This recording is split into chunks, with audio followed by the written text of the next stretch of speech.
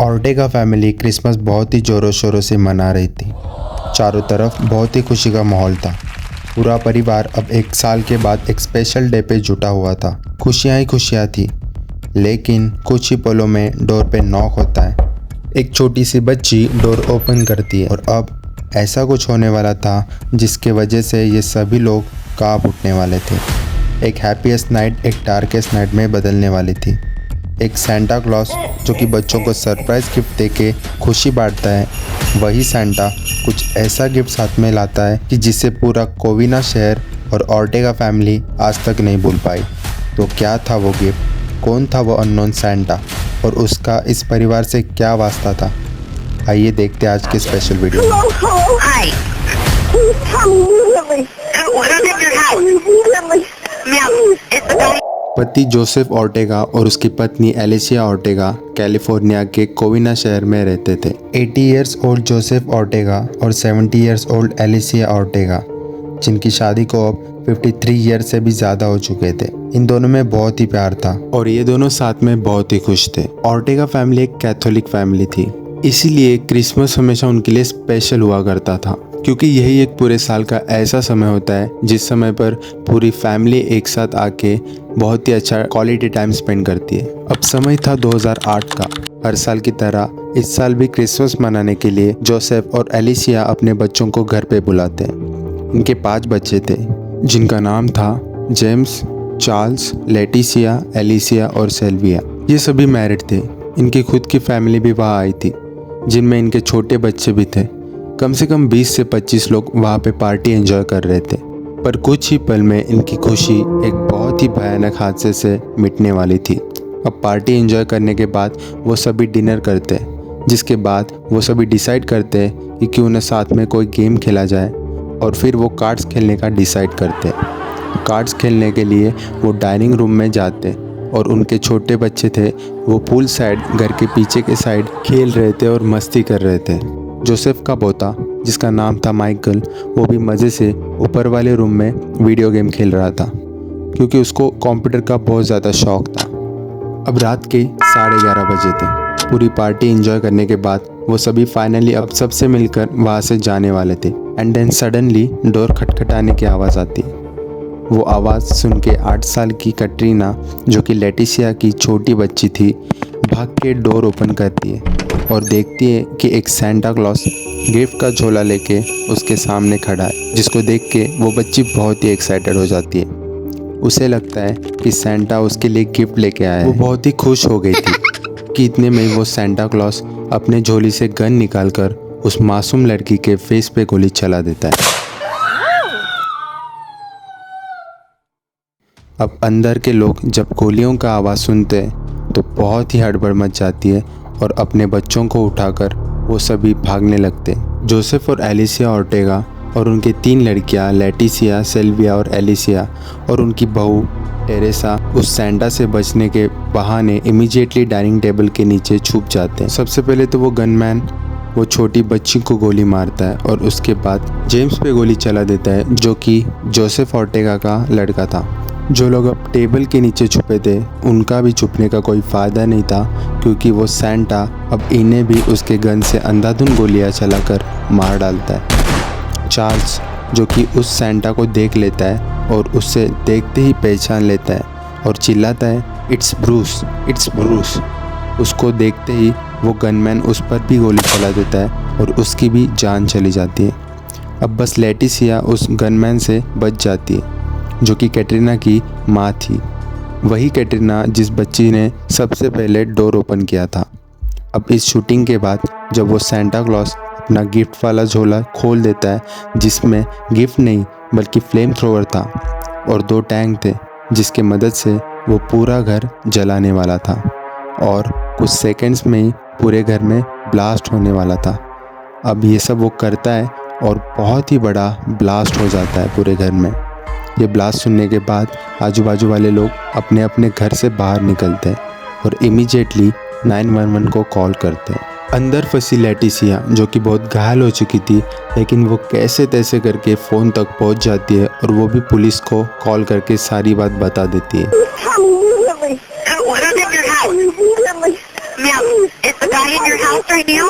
We're having 2 houses down on the Google site. Okay. Ma'am, hold on. Is he at your house? Yes, he's got this. जो घर में आग लगी थी वो आग अब 12 से 15 मीटर ऊंची चली जाती है कि उतने में ही फायर ब्रिगेड वाले वहाँ पहुँच जाते हैं और तकरीबन 1.5 घंटे के बाद उस आग को पूरी तरीके से काबू किया जाता है। ऑलमोस्ट 20 से 30 लोग उस पार्टी में से वहाँ से भागने में सफल हो चुके थे, जिसमें बहुत से बच्चे थे क्योंकि वो सभी घर के पीछे वाले साइड में और ऊपर वाले कमरे में वीडियो गेम्स खेल रहे थे और मस्ती कर रहे थे। जैसे ही उन्होंने गन शॉट की आवाज़ सुनी वो सभी इमीडिएटली पीछे के रास्ते से बाहर निकल जाते। इस पूरे इंसिडेंट में 9 लोगों की जान चली जाती है और 3 लोग बहुत ही गंभीर रूप से घायल हो जाते हैं, जिसमें कैटरीना भी शामिल थी जो कि सबसे पहले डोर ओपन करने वाली लड़की थी। वो लकीली उस गोली से बच जाती है। वो गोली उसके चीक और जॉ में लगी थी। आगे जाकर उसकी सर्जरी करके पूरी रिकवरी हो जाती है और एक 16 साल की बच्ची जिसके पीठ पर गोली लगने के बाद वो भी बच जाती है। और लास्टली एक 20 साल की लड़की थी जो 2nd फ्लोर से कूदकर अपनी जान बचा लेती है। वो भी बहुत ही घायल थी लेकिन वो भी बच जाती है। जो लोग मरे थे उनकी पहचान बस डेंटल और मेडिकल रिपोर्ट से ही हो पाई थी क्योंकि वो पूरा का पूरा घर आग की लपेटे में आ चुका था। जो 9 विक्टिम्स मरे थे वो थे जोसेफ ऑर्टेगा, उसकी वाइफ एलिसिया ऑर्टेगा, उनके 5 बच्चों में से 4 बच्चे जिनका नाम था चार्ल्स, जेम्स, एलिसिया, सेल्विया, एलिसिया का बेटा माइकल, चार्ल्स की पत्नी चेरी एंड जेम्स की पत्नी टेरेसा। इन सभी ने अपनी जान गंवा दी थी। अब जब मामला थोड़ा सा शांत हुआ, पुलिस ने इमीडिएटली जो लोग बचे थे उनसे इन्वेस्टिगेशन करी और पूछा कि ये सब किसने और क्यों किया। तुरंत ही लेटिसिया पुलिस को बता देती है कि ये सब उसके सिस्टर के एक्स हस्बैंड ने किया, जिसका नाम था ब्रूस पार्डो, जो कि सेल्विया का एक्स हस्बैंड था। अब ये इन्वेस्टिगेशन चल ही रही थी कि उतने में ही उनकी नेबरर जो कि पुलिस को बताती है कि शायद वो शख्स कुछ समय पहले ही अपनी कार से यहाँ से निकला था। ये सुनते ही तुरंत पुलिस उसके कार को ट्रेस करने में जुट जाती है। उसी वक्त सिलमार जो कि कोविना सिटी से 60 किलोमीटर डिस्टेंस पर है, वहाँ की पुलिस को एक कॉल आता है जो कॉल ब्रैड पार्डो का था।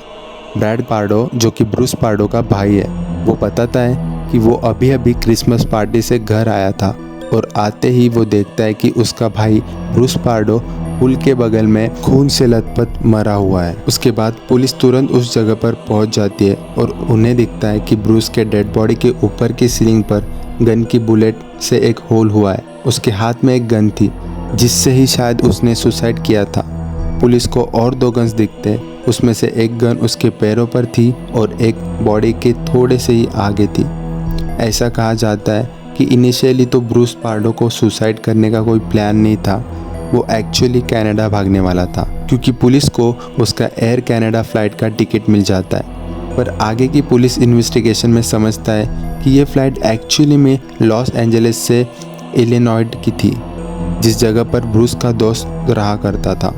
इस पूरे इंसिडेंट के कुछ ही दिन पहले ब्रूस की बात उसके दोस्त के साथ हुई थी जिससे मिलने वो आने वाला था।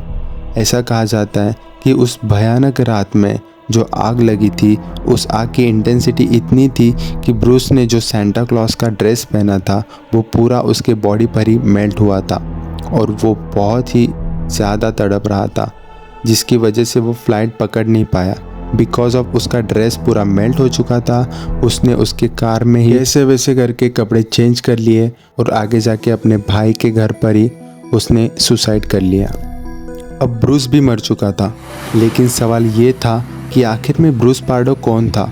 ये सब चीज़ें जानने के लिए हमें कुछ साल पीछे जाना पड़ेगा। ब्रूस का जन्म 23 मार्च 1963 में लॉस एंजलिस में ही हुआ था। वो पढ़ाई में बहुत अच्छा था। आगे जाकर वो अपना ग्रेजुएशन पूरा कर लेता है और एक कंपनी में इलेक्ट्रिकल इंजीनियर के पोस्ट पर जॉब पा लेता है। 2004 में उसकी मुलाकात सेल्विया ऑर्टेगा से होती है, जो कि जोसेफ ऑर्टेगा की बेटी थी। आगे जाकर वो दोनों शादी कर लेते हैं। दोनों ही अच्छे पैसे कमा रहे थे और बहुत ही खुशी से वो रह रहे थे। लेकिन आगे जाकर सेल्विया उसके घर को छोड़कर अपने पेरेंट्स के साथ रहने आ जाती है और ब्रूस से डिवोर्स मांग लेती है। अब सवाल ये था कि इतना सब अच्छा चलने के बाद भी ऐसा क्या हुआ जो अचानक से एक दिन सेल्विया डिवोर्स की बातें करने लगी, जिसका जवाब ऐसा है कि एक्चुअल में ब्रूस की पहले से एक शादी हो चुकी थी। इस बात से तो सेल्विया को कुछ परेशानी नहीं थी, लेकिन उसका ऑलरेडी एक बच्चा था जिसका नाम था मैथ्यू, और ये बात उसने सेल्विया से छुपा कर रखी थी। ब्रूस ने अपनी पहली पत्नी और अपने बच्चे से संबंध तोड़ दिए थे क्योंकि एक दिन ब्रूस का बच्चा मैथ्यू, जिसको कुछ कारण अचानक से हॉस्पिटल में लेके आना पड़ा और उन्हें पता चला बच्चे को कुछ बीमारी है और उस बीमारी के वजह से वो कभी चल नहीं पाएगा और उसको अपनी पूरी ज़िंदगी व्हील चेयर पर बितानी पड़ेगी। अब जैसे ही आगे दिन बढ़ने लगे, ब्रूस ने अपने बच्चे मैथ्यू पर खर्चा करना बंद कर दिया था और अपनी वाइफ को भी मदद करने से उसने इनकार कर दिया था और इसी वजह से उसकी एक्स वाइफ थी वो भी उसे छोड़कर चली गई थी। अब ये सभी पुरानी बातें और ब्रूस पार्डो का बीता हुआ कल उसे और कोई नहीं बल्कि ब्रूस की खुद की माँ ही सेल्विया को बताती है। अब ये जो ब्रूस का अतीत था उसके वजह से ही सेल्विया उसको डिवोर्स दे देती है और डिवोर्स के बाद ब्रूस को बड़ा ही नुकसान झेलना पड़ता है। आगे जाकर वो अपनी जॉब भी खो देता है, नया जॉब ढूंढने के लिए वो भटकता रहता है और दूसरी जगह पर सेल्विया अपने पेरेंट्स के साथ बहुत ही खुश थी और आराम से रह रही थी। वो महंगे महंगे होटल जाती थी, लग्जरियस कारों में घूमती थी, पार्टीज करती थी। ये सभी चीज़ें देखकर ब्रूस बहुत ही जेलस हुआ करता था और उसकी ज़िंदगी अब वैसे भी तबाह हो चुकी थी और इसी वजह से एक दिन वो बहुत ही बड़ा प्लान करता है और अपना बदला लेने के लिए वो निकलता है और जो आगे हुआ वो तो हम सभी को पता है। लेकिन इस बदले के आड़ में वो खुद को ही मार देता है और सुसाइड कर लेता है। अब इस पूरे इंसिडेंट के बाद हमें यही सीख मिलती है कि जेलसी किस हद तक एक इंसान को बर्बाद कर सकती है। ब्रूस इतना बेरहम था कि उसने छोटे बच्चों पर भी रहम नहीं किया और उन्हें भी मार दिया। सच में बहुत ही भयानक स्टोरी थी ये। एंड यस, डेफिनेटली आपको ये स्टोरी कैसे लगी मुझे कमेंट सेक्शन में ज़रूर बताना और लाइक करना और सब्सक्राइब करना ना भूलना प्लीज़, क्योंकि ऐसे डॉक्यूमेंट्रीज फ़ोन पे बनाना बहुत ही मुश्किल होता है। अब फिर से मिलेंगे कोई और एक हॉरिफाइंग केस में, तब तक के लिए धन्यवाद।